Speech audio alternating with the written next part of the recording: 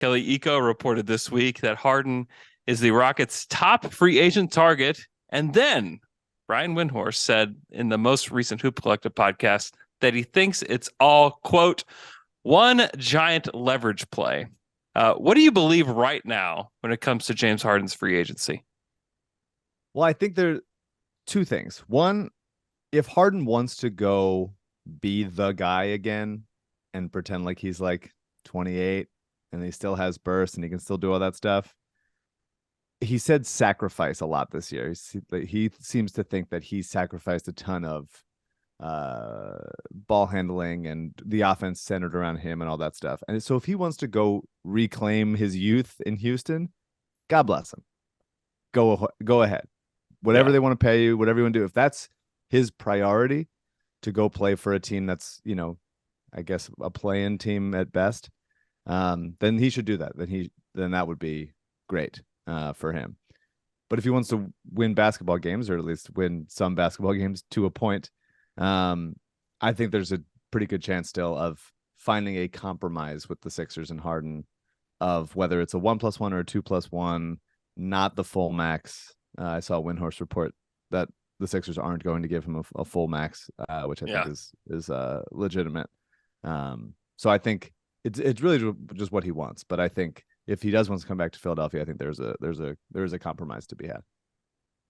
How split would you say the Sixers fan base is on whether or not the Sixers should bring him back?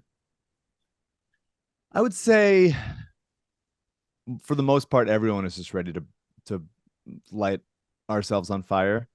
I think there's some of the more reasonable people, of which part of my brain agrees with, is like, if Harden walks for nothing, then you can't, just because the Sixers are over the salary cap, they can't just replace that contract. They can't just give somebody else $40 million or whatever. And so it's a little bit of like a use it or lose it type of situation. And if you sign him to something reasonably fair, then you can give yourself the option in the future of moving him in a trade or something like that. But the other part is just like, that God, he is a frustrating watch sometimes. He did win them Gosh, 2 playoff games, but I just wish people could see you on video, like watch on YouTube, because there are points where you're talking where like your camera or whatever is the lighting, when you just started to talk, it got really dark like around you. It was poetic. Anyway, subscribe to our YouTube channel. Continue. Sorry. And that's a pretty cool function I have personally, that I can sort of affect the lighting with my mood. And just sort of, especially if it's Sixers based, I could really dim it pretty dark here. Yeah.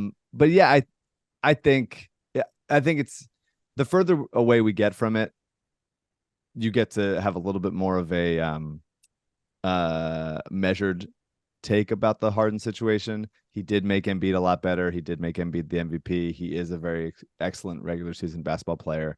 But I think I net out in the place of, he's not good enough anymore.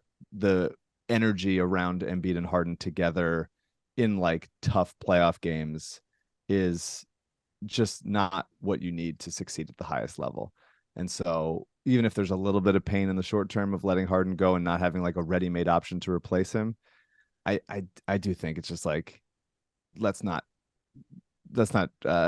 drown in this water anymore. Let's at least try to find some dry land.